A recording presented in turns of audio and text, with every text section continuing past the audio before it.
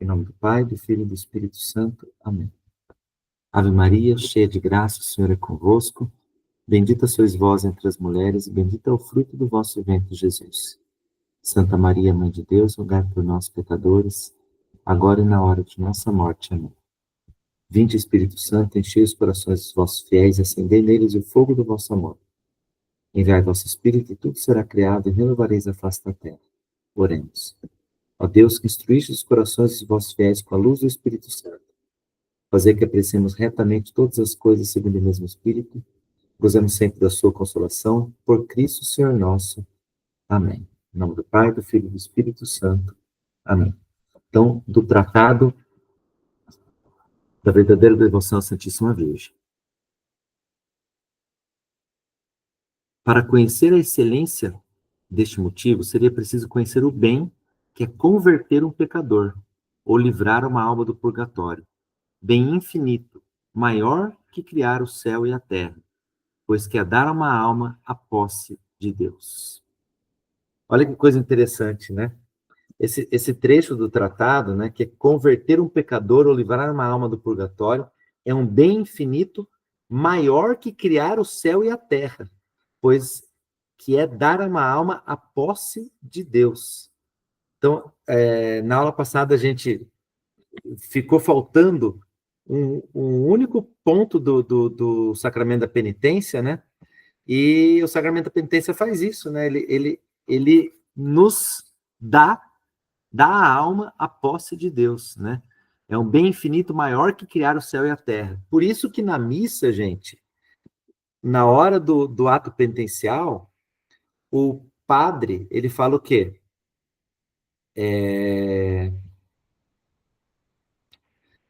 Deus eterno e todo-poderoso, perdoe os nossos pecados e nos conduz à vida eterna. Deus eterno e todo-poderoso, né? Porque é um poder muito grande que Deus mesmo faz ao se dar a nossa alma, né? Ao nos tornarmos amigos de Deus novamente, né? E a partir do 1480 do Catecismo, vai falar de como se celebra o sacramento da penitência, tá, gente? Então vai lá, eu vou resumir bastante, mas vai começar como? A saudação e bênção do sacerdote,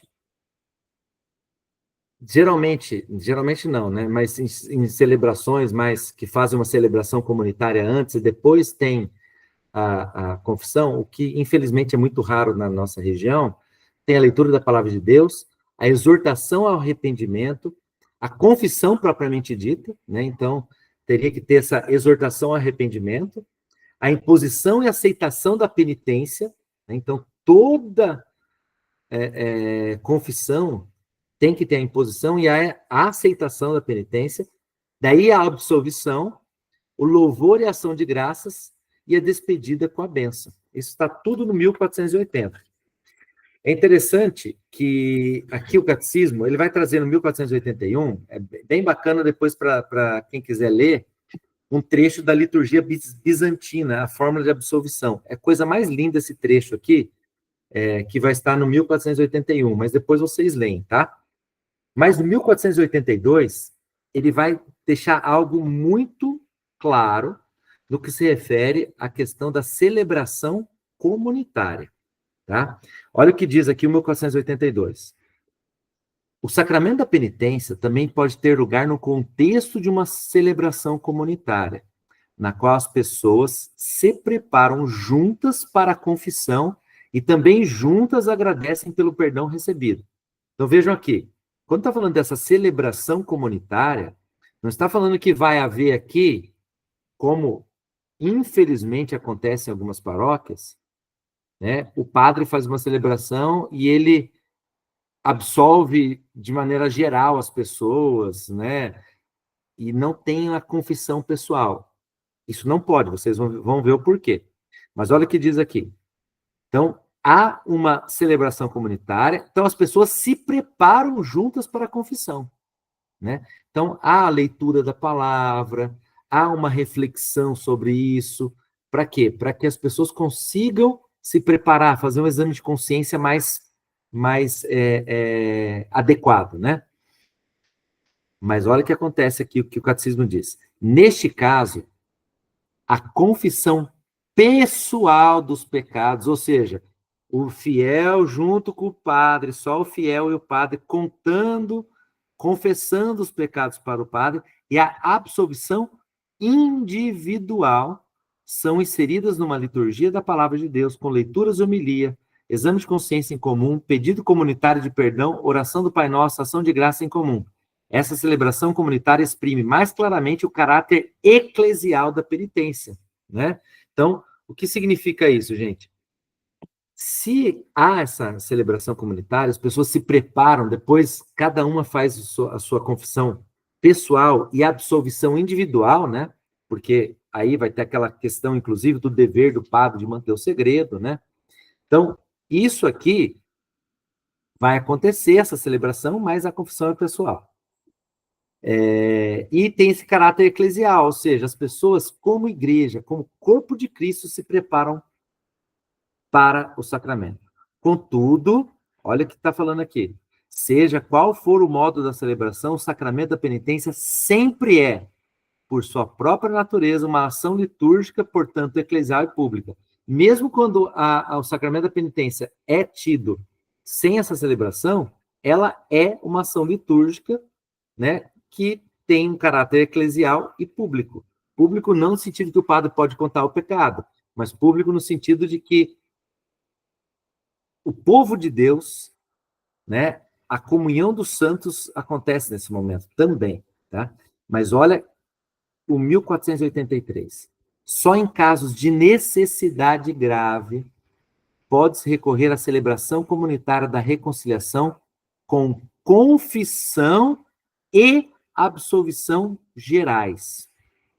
Pessoal, isso aqui é quando, por exemplo, o avião está caindo, tem um padre dentro do avião, e aí o padre pergunta, quem que é católico? Vocês querem se confessar de maneira geral? Aí ele faz uma pequena celebração e dá a absolvição geral para as pessoas que estão lá e pediram e se confessaram de maneira geral. Entenderam? Então, é em caso de necessidade grave, né?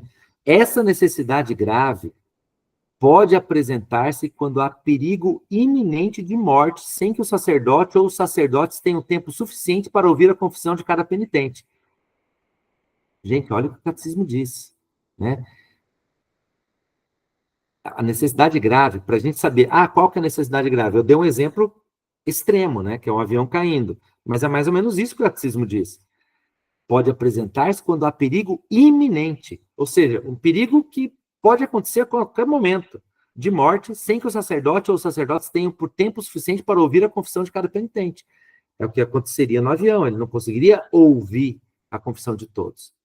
Continua o catecismo. A necessidade grave pode também apresentar-se quando, tendo em vista o número dos penitentes, não haja confessores suficientes para ouvir devidamente as confissões individuais num tempo razoável, de modo que os penitentes, sem culpa de sua parte, se veriam privados durante muito tempo da graça sacramental da Sagrada Eucaristia. Pessoal, isso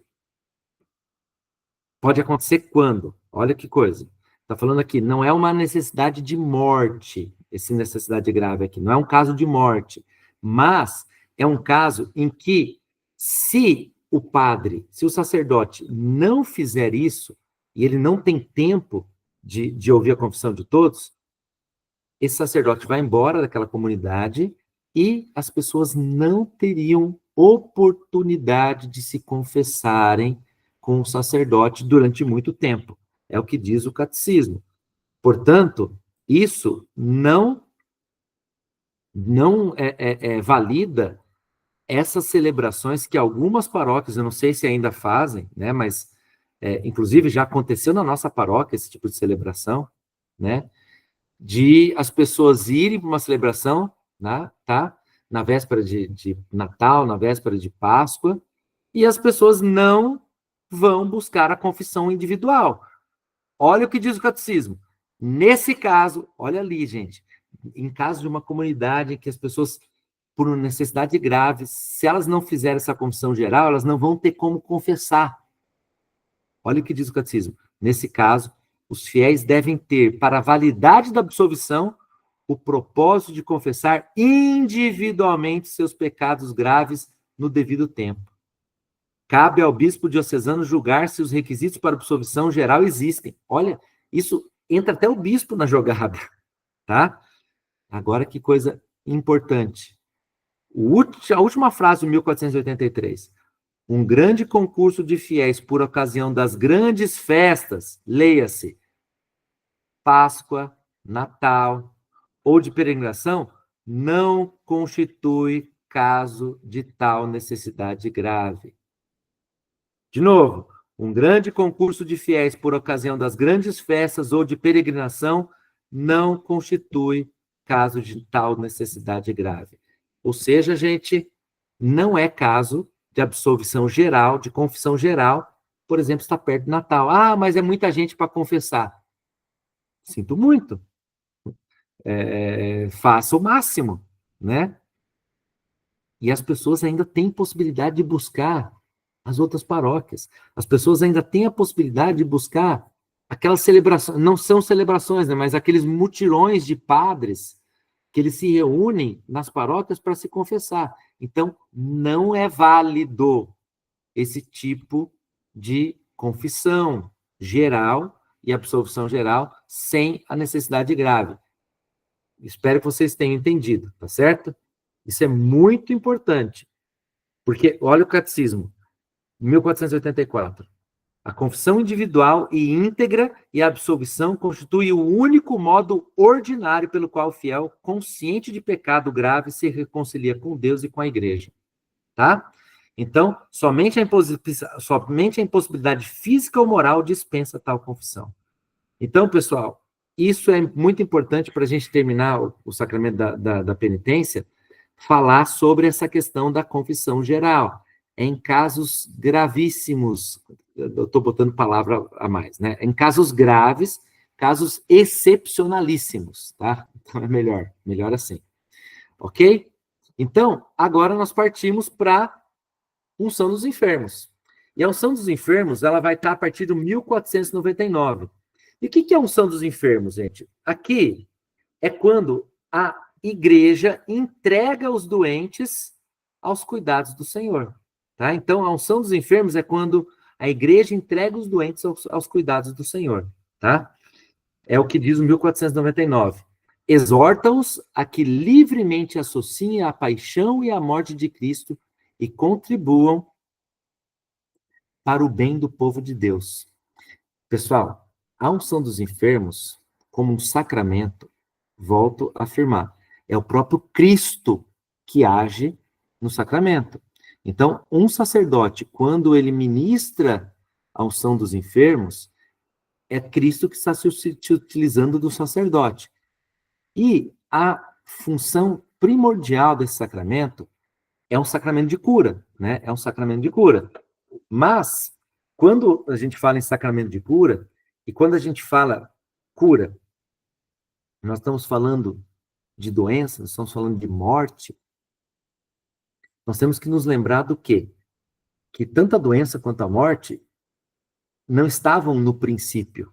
Né? Quando eu falo assim, não estavam no princípio, quando da criação do mundo não existiam. A morte não existia. Né? Com o pecado surgiram as doenças e a morte entrou no mundo. E o que acontece? Com a unção dos enfermos, a igreja exorta os doentes para que esses doentes livremente se associem, ou seja, que eles se unam à paixão e à morte de Cristo. Porque, gente, a paixão e a morte de Cristo são redentoras.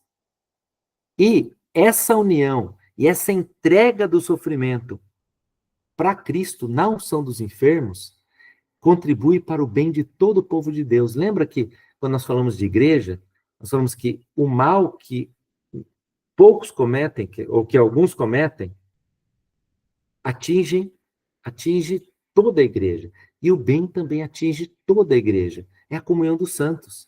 Então, por isso, gente, é muito importante a gente ter em mente isso.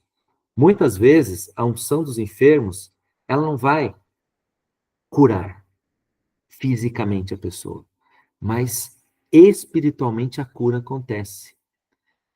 E a vontade de Deus é feita, né? Que é o que nos interessa, né? A vontade de Deus ser feita. E olha o que diz o 1500, gente. A enfermidade e o sofrimento, gente, sempre estiveram entre os problemas mais graves da vida humana, né? Sempre estiveram entre os problemas mais graves da vida humana. Na doença, o homem experimenta sua impotência, seus limites, sua finitude. Toda doença pode nos fazer entrever a morte. Então, quando a gente está diante da enfermidade, do sofrimento, é aquilo que eu acabei de falar, que são frutos do pecado, né? E fazem parte dessa vida humana decaída que nós estamos vivendo, nos fazem lembrar da morte. E, dessa forma, ela vai fazer com que a gente entregue para Deus, ou às vezes se desespere. É o que diz o 1501.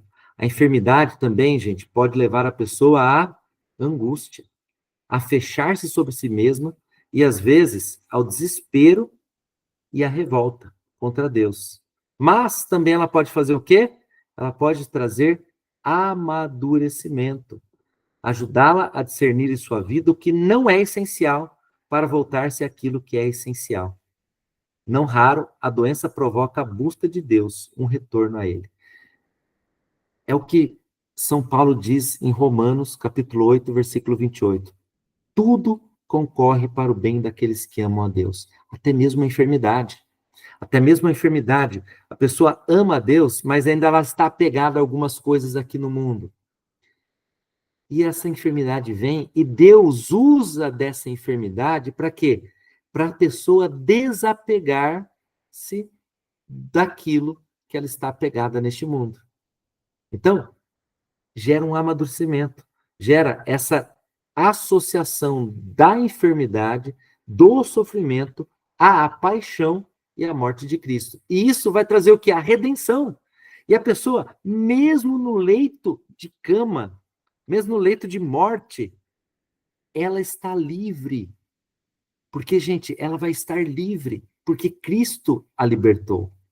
Estão entendendo? Então, é muito importante isso. É muito importante a gente saber que existe um sacramento próprio para auxiliar a pessoa a unir o seu sofrimento ao sofrimento de Cristo, né?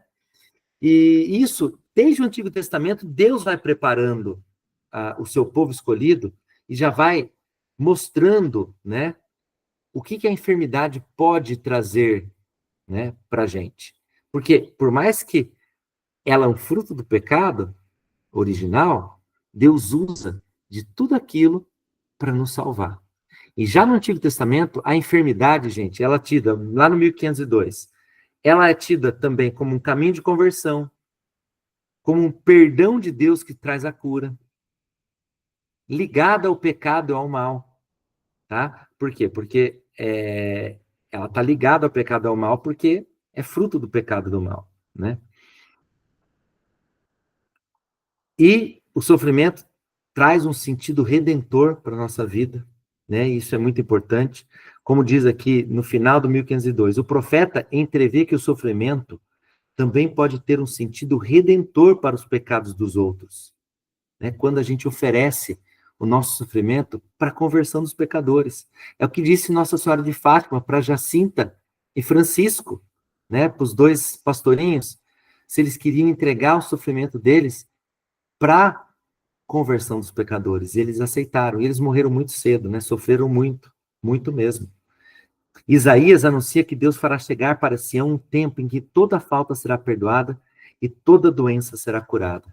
E aí nós esperamos a vinda de nosso Salvador, né? Porque com os novos céus e as novas terras e a nova terra que Deus vai recriar, né, com a segunda vinda de Cristo, não vai haver mais sofrimento, não vai haver mais doença, tudo será curado, né? Tudo será curado.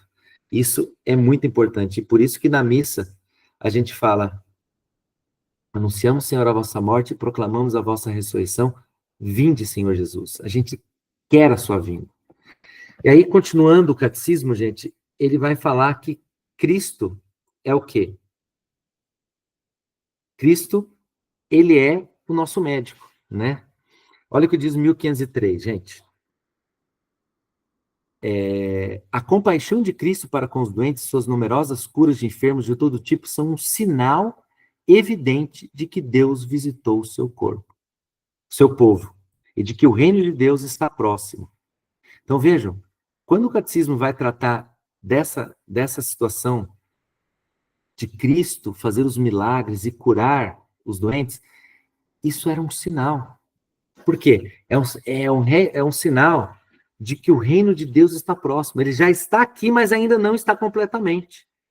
Ou seja, quando Jesus curava os doentes, isso é um sinal da cura da nossa alma. Porque Cristo, gente, ele veio curar o homem inteiro, corpo e alma. Alma e corpo.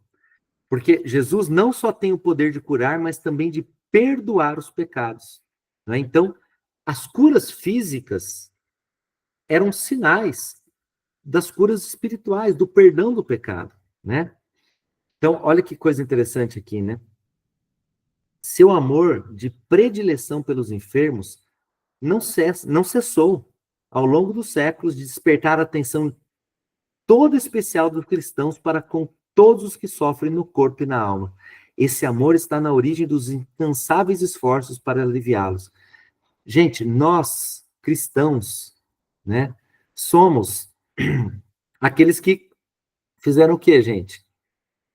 Foram os cristãos, foi a igreja que criou os hospitais, foi a igreja que é a igreja e seus membros que andam pelas ruas. Vejam a Toca de Assis, o trabalho que eles fazem. Eles pegam aqueles mendigos, muitos doentes. Por quê? É a predileção de Jesus pelos enfermos, pelos que sofrem. Jesus, o Senhor, Deus se fez carne. Para quê? Para nos libertar desse sofrimento. Pode ser que essa libertação não venha nessa vida. Pode ser que essa libertação não aconteça. Pode ser que a cura não aconteça nessa vida. E pode ser que sim, pode ser que aconteça um milagre, né? E isso nós temos que pedir. Sempre quando a gente ora para uma pessoa, uma pessoa que está doente, nós temos que pedir pela cura física dela, mas também pedimos para que seja feita a vontade de Deus. Porque, gente, essa doença pode estar sendo, nesse caso, usada para a santificação dessa pessoa, para a salvação dessa pessoa, né? E quantas pessoas que eu não vi, né, ao sofrerem, elas se convertem. Esses dias mesmo eu estava conversando com um vizinho meu, amigo meu, assim, um rapaz novo, tem uma filha pequena, e ele foi diagnosticado com câncer, algum tempo atrás. Graças a Deus ele está curado, né? Fez o tratamento e tudo, mas ele chegou e falou o seguinte para mim, falou, Vitão, cara, depois dessa doença, o meu olhar para o mundo é outro. Agora eu não corro mais de carro. Se eu puder ajudar alguém, eu ajudo. Olha, e tenho mais proximidade com Deus. Olha o que a doença trouxe. Porque para o mundo, gente, uma doença é uma desgraça. Mas para nós cristãos, uma doença é uma oportunidade de nos unirmos ao Cristo sofredor. Ao Cristo sofredor. E por isso que Jesus institui os sacramentos, gente. Os sacramentos, inclusive de cura, né? Ao 1504. Muitas vezes, Jesus pede aos enfermos que creiam. Serve-se de sinais para curar. Saliva e imposição das mãos. Lama e ablução. Os doentes procuravam tocá-lo, porque dele saía uma força que curava todos. Também, nos sacramentos, Cristo continua a nos tocar para nos curar. É o que eu acabei de falar desde o início dessa aula. É Cristo que cura, é Cristo que toca, é Cristo que age nos sacramentos. E vejam, gente, toda a cura de Jesus, salvo algumas, né? Por exemplo, a cura do servo do centurião não foi presencial, né? Mas geralmente as curas feitas pelo Senhor eram presenciais. E geralmente Jesus usava de sinais, por exemplo, a saliva, a imposição das mãos, a lama, né? Então, tudo isso ele fazia, por quê? Porque é a bondade da criação, a bondade do corpo, né? Ou seja, para ele quando Deus criou tudo, tudo era bom. Essa imagem espiritualizada da religião não é uma imagem cristã, porque a nossa religião é a religião do Deus encarnado, é a religião do Deus Todo-Poderoso, Criador do universo, que se fez carne. E isso Jesus quis mostrar pelos sacramentos. E os sacramentos sempre são toques, sempre são físicos. Vejam, a água para o batismo, o óleo para o crisma, a união do esposo e da esposa no matrimônio, tá certo? A imposição das mãos do bispo no sacramento da ordem, e vários sinais que se espelham no que Jesus fez, ok? E a unção dos enfermos é isso. Continuando. Comovido com tantos sofrimentos, Cristo não apenas se deixa tocar pelos doentes, mas assume suas misérias. E aqui vem uma citação de Isaías, né? Ele levou nossas enfermidades e carregou nossas doenças. Mas a gente pode se perguntar, mas poxa vida, ele carregou nossas doenças, mas o meu parente morreu. Ele não foi curado, né? Isso, gente, é aquilo que eu acabei de falar. É a vontade de Deus. Deus cura e ele quer curar. Ele quer curar. Mas às vezes ele não vai curar porque aquela doença vai servir para a salvação da pessoa. Tá bom? Continuando. Não curou todos os enfermos. Olha o que o próprio catecismo disse. Ele não curou todos os enfermos. Suas curas eram sinais da vinda do reino de Deus. Anunciava uma cura mais radical, a vitória sobre o pecado e a morte por sua Páscoa. Gente, os milagres, as curas feitas por Jesus anunciavam a vitória sobre o pecado e a morte. Tá certo? Então, tudo aquilo que Deus fez aqui na terra, tudo aquilo que Jesus, todos aqueles que Jesus curou, tinha como objetivo mostrar: eu estou fazendo isso agora, mas eu vou fazer o quê? Eu vou vencer o pecado e vou vencer a morte pela minha Páscoa. É isso que somente com a morte e ressurreição de Jesus que nós e a igreja se deu conta das curas. Então, pessoal, a cura hoje em dia, e ocorrem muitas curas. Gente, tem gente com dom de cura, tem os milagres que acontecem em locais de peregrinação como Lourdes, tem milagres que acontecem para a canonização dos santos, né? Por exemplo, o primeiro milagre da canonização, que será logo do Carlo Acutis, o primeiro milagre aconteceu no Brasil. Deus quer curar, né? Mas, às vezes, ele não faz a cura. Por quê? Porque aquela pessoa, muitas vezes não é nem para ela se converter. Muitas vezes é que aquela pessoa está tão pronta, né? Como São Paulo, né? Viver para mim é Cristo, morrer para mim é ganho. Às vezes essa pessoa está tão pronta para ir para o céu que ela oferece aquele sofrimento, aquela doença que ela está tendo para a conversão de muitos. E quantos não são convertidos por essa doença dessa pessoa, não é? Então isso é muito importante. E aqui coloca, né? Cristo, né? Cristo tomou sobre si todo o peso do mal e tirou o pecado do mundo. E a enfermidade não é mais do que uma consequência do pecado, é como eu já havia dito, né? Por sua paixão e morte, Cristo deu um novo sentido ao sofrimento, que doravante, ou seja, a partir de agora, pode nos configurar com ele e nos unir à sua paixão redentora. É aquilo que eu disse. Muitas vezes a pessoa não precisa, quer dizer, a gente vai precisar da conversão até o final da nossa vida, né? Mas aquela pessoa está tão pronta já, a conversão dela já está tão profunda, que aquela doença é para salvar outros, que não ela, apenas, tá certo? E Deus, por meio de seus apóstolos, ele deu essa missão de quê? De cada um tomar sua cruz, né? Cada um seguir Jesus e tomar sua cruz. É muito enganoso se falar que quem segue Cristo não tem sofrimento. É muito enganoso isso. Por quê, gente? Porque ser cristão é tomar a cruz. É um convite de Cristo. Tome, quem quer me seguir, me siga, mas tome a sua cruz e me siga. E tomar a cruz é assumir esse sofrimento.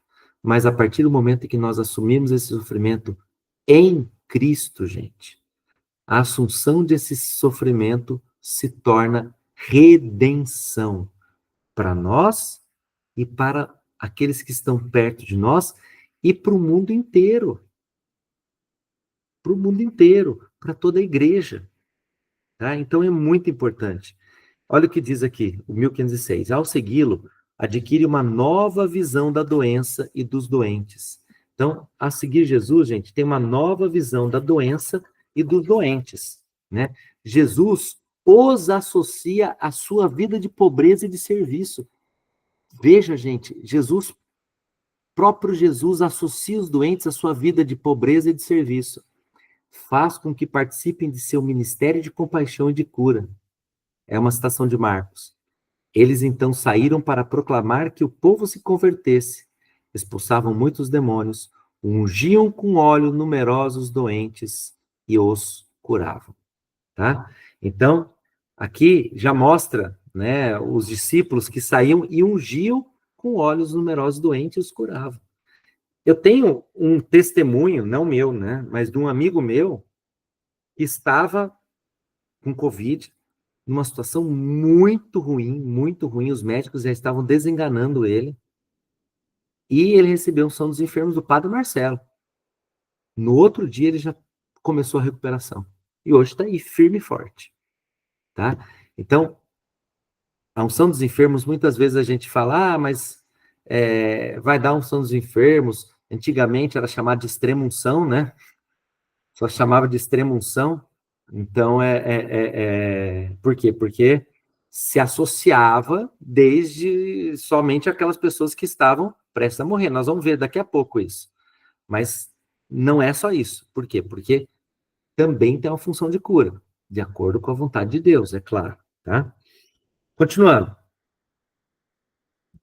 Aqui, no 1507, gente, vai falar de Jesus ressuscitado e a igreja. Olha que coisa interessante. O Senhor ressuscitado renova este envio.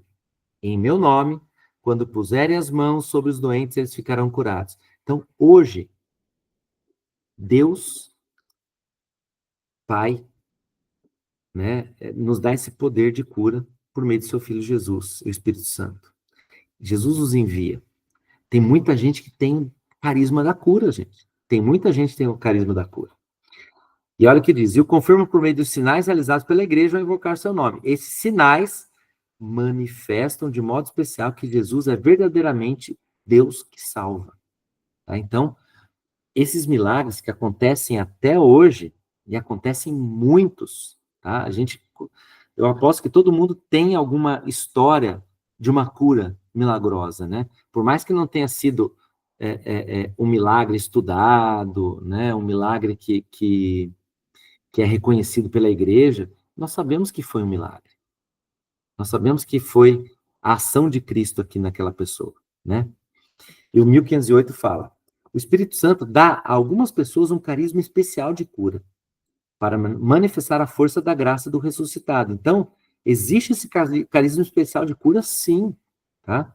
Todavia, mesmo as orações mais intensas não conseguem obter a cura de todas as doenças. Por isso, São Paulo deve aprender do Senhor que basta-te a minha graça, pois é na fraqueza que a força se realiza plenamente. E que os sofrimentos a suportar podem ter como sentido que eu complete na minha carne o que falta às tribulações de Cristo em favor de seu corpo, que é a igreja. É uma citação de Colossenses 1:24. Gente, é o que eu venho falando desde o início dessa aula, citando o catecismo. A doença, após a morte e ressurreição de Cristo, ela tem uma outra cara. não é a mesma cara, não é o mesmo significado da doença no Antigo Testamento, tá?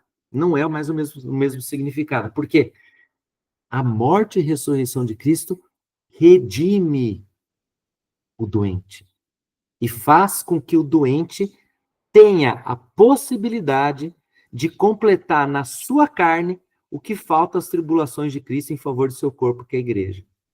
Não é que falta alguma coisa para Jesus sofrer na cruz, não é isso. É que o corpo de Cristo é a igreja. E o próprio catecismo coloca aqui que a igreja vai passar por tribulações como como o próprio Cristo passou. É o que diz lá no 675. Antes do advento de Cristo, a igreja deve passar por uma provação final que abalará a fé de muitos crentes. Olha o que diz o catecismo. A perseguição que acompanha sua peregrinação na terra desvendará um mistério de iniquidade sob a forma de uma impostura religiosa que há de trazer aos homens a aparente solução dos seus problemas à custa do abandono da verdade. A impostura religiosa suprema é a do anticristo, isto é, de um pseudo-messianismo em que o homem glorifica a si mesmo em lugar de Deus e seu Messias que veio na carne. Então, gente, a igreja vai sofrer. E desde já a igreja vai sofrer, a igreja sofre. Porque a igreja não é desse mundo.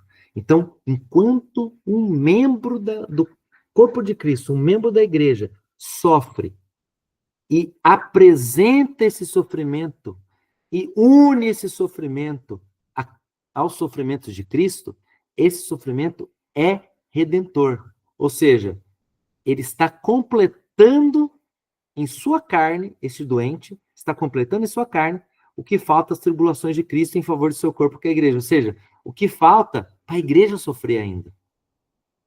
E vejam, gente, que esse oferecimento dos doentes, hoje, eu estou falando da minha boca, isso não está no catecismo, tá, gente? É uma reflexão que eu faço.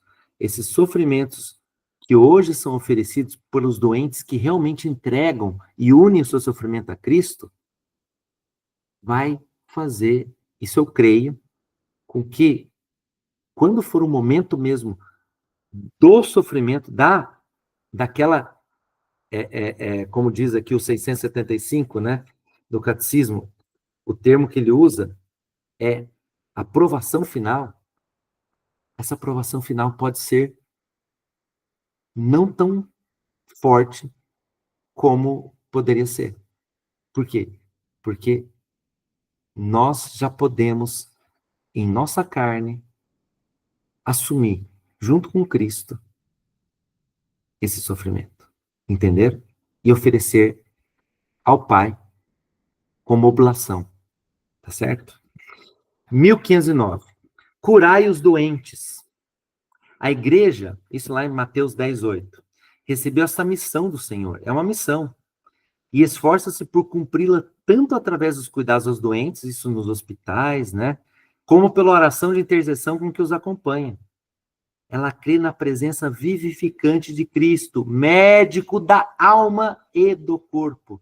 Esta presença age particularmente por intermédio dos sacramentos e, de modo especial, pela Eucaristia, o pão que dá vida eterna, cuja ligação com a saúde do corpo é referida por São Paulo. Então, São Paulo até fala da Eucaristia como fonte de saúde do corpo. Então, vejam, a igreja, vai fazer o quê? Ela crê nessa presença vivificante de Cristo, gente, pelos sacramentos. E esse sacramento, gente, nós temos os dois sacramentos de cura, né? A penitência e a unção dos enfermos, mas todos os sacramentos trazem a cura, especialmente da alma. Tá bom? Continuando, né? 1510. A Igreja Apostólica, né? Lá no início, ela já conhece um rito próprio. Está lá em São Tiago, gente, capítulo 5, versículos 14 a 15. Olha o que diz São Tiago. Alguém dentre vós está doente? Mande chamar os presbíteros da igreja, para que orem sobre ele, ungindo com óleo no nome do Senhor. A oração da fé salvará o enfermo, e o Senhor o levantará. E se tiver cometido pecados, receberá o perdão. Então, o catecismo diz aqui que a tradição reconheceu nesse rito um dos 7 sacramentos da igreja, que é a unção dos enfermos, tá? E, por fim, gente, 1511. A igreja crê e confessa que existe entre os 7 sacramentos um sacramento especialmente destinado a reconfortar aqueles que passam pela provação da enfermidade. É o sacramento da unção dos enfermos, tá? Então, o sacramento da unção dos enfermos é um sacramento de conforto, né? A gente ouve histórias dos padres, né, que quando vão para uma casa que está um doente, acamado, e é ministrado o sacramento da unção dos enfermos, aquilo traz um reconforto para a família, né? É a cura da alma, né? E pode ser até do corpo, se for da vontade de Deus. Mas é muito importante aqui a questão da alma. Veja o que São Tiago coloca lá, né? E se tiver cometido pecados, receberá o perdão. Então, a unção dos enfermos tem muito dessa cura por completo do homem, né? Do corpo e da alma. Olha a citação que está lá no 1511. Esta unção sagrada dos enfermos foi instituída por Cristo Nosso Senhor como um sacramento no Novo Testamento. Introduzido por Marcos, ele foi próprio e verdadeiramente recomendado aos fiéis e promulgado por Tiago, apóstolo e irmão do Senhor. E é uma citação do Concílio de Trento isso aqui, gente. E aqui o 1512 vai falar da tradição litúrgica, né, tanto no Oriente como no Ocidente, constam, desde a antiguidade, testemunhos de unções de enfermos praticadas com óleo bento. No curso dos séculos, a unção dos enfermos foi sendo cada vez mais conferida exclusivamente aos agonizantes. Por causa disso, recebeu o nome de extrema unção. Apesar dessa evolução, a liturgia jamais deixou de orar ao Senhor para que o enfermo recobre da saúde, se tal convier a sua salvação. É aquilo que eu acabei de falar, gente. Tá? A liturgia jamais deixou de orar ao Senhor para que o enfermo recobre a saúde. Então, a gente vai pedir a cura, mas se convier a salvação desse doente, tá? Então, é uma citação do Concílio de Trento também, isso aqui. E, em 1972, nós tivemos a Constituição Apostólica Sacra Untionem Infirmorum, né? Que regulamentou, depois do Concílio Vaticano II, a unção dos enfermos. E é o que diz aqui o 522, olha lá. O sacramento da unção dos enfermos é conferido às pessoas acometidas de doenças perigosas, ungindo-as na fronte e nas mãos com óleo devidamente consagrado, óleo de oliveira ou outro óleo extraído das plantas, dizendo uma só vez: por esta santa unção e por sua puríssima misericórdia, o Senhor vem em teu auxílio com a graça do Espírito Santo, para que liberte os seus pecados, ele te salve e em sua bondade alivie teus sofrimentos. Tá? Grifem aí no catecismo de vocês, gente, doenças perigosas, tá? Nós vamos, na aula que vem, falar quem recebe e quem administra esses sacramentos. Mas é muito importante, desde já, vocês já colocarem, grifarem e colocarem na cabeça doenças perigosas. Na aula que vem, nós vamos analisar mais detidamente o que significa isso, né? E quando é prudente recebermos o sacramento da unção dos enfermos. O que não é sempre, tá? O que não é sempre. Já vou adiantando para vocês. Não é assim, eu tô com dor de cabeça, vou lá receber uma unção dos enfermos. Tá? Então, não é assim. Então, corre o risco de banalizar o sacramento, tá bom? Então, é muito importante que se tenha isso em mente, tá certo? Gente, por hoje é só. Temos os 45 minutos aqui cravados, tá? 44 minutos, na verdade. Eu agradeço vocês, vou parar a gravação aqui.